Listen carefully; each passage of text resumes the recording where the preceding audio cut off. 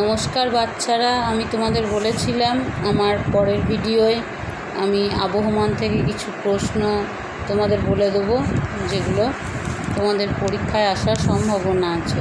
তো দেখো, প্রথমে কিছু বড় প্রশ্ন বলে দিচ্ছি, অর্থাৎ রচনাধর্মী প্রশ্ন। 1.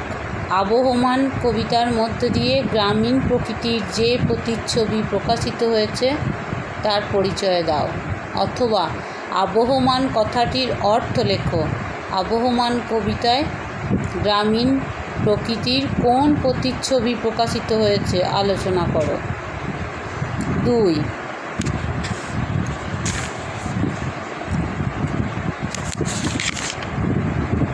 আচ্ছা, আবহমান কবিতার নামকরণের সার্থকতাটা পড়ে নিও, ঠিক আছে?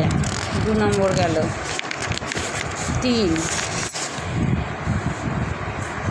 ফুরোয় না তার কিছুই ফুরোয় না, নোটে গাছটা বুড়িয়ে ওঠে কিন্তু মুড়োয় না। কি ফুরোয় না বলে কবি মনে করেন? নোটে গাছটা মুড়োয় না বলতে কবি কি বুঝিয়েছেন? আচ্ছা, পরের প্রশ্ন দেখো, 4 নম্বর।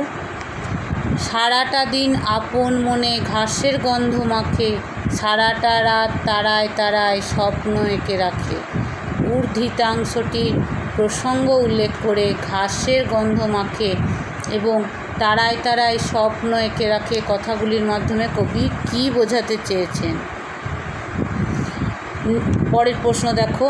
নেভে না তার যন্ত্রণা যে দুঃখ হয় না বাসি, হারায় না তার বাগান থেকে কুন্দ ফুলের হাসি।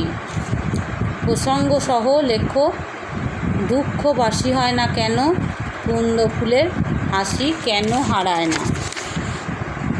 ঠিক আছে? আচ্ছা, দেখো পরের প্রশ্ন দেখো। ফুরোয় না তার যাওয়া এবং ফুরোয় না তার আসা উদ্ধৃতাংশের মাধ্যমে মানব জীবনের কোন যাওয়া আসার কথা কবি বলতে চেয়েছেন আলোচনা করো।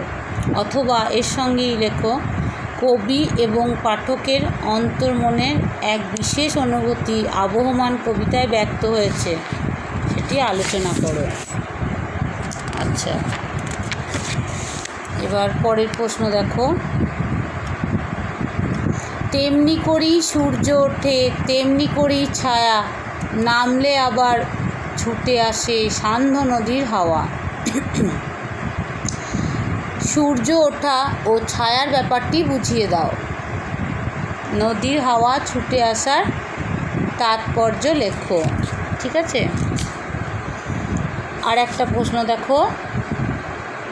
যা গিয়ে ওই উঠানে তোর দাঁড়া, লাউ মাচাটার পাশে।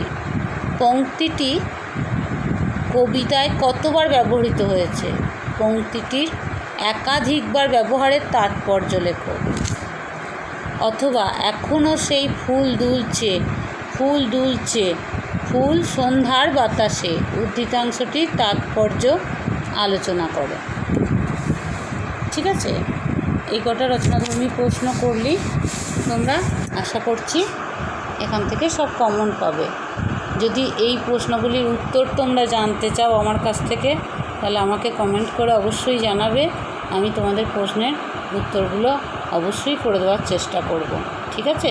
আমার পরের ভিডিওতে আমি তোমাদের কিছু ব্যাখ্যাধর্মী প্রশ্ন আর অতি সংক্ষিপ্ত প্রশ্ন, অর্থাৎ 1 নম্বরের প্রশ্নও তোমাদের বলে দেবো। ঠিক আছে?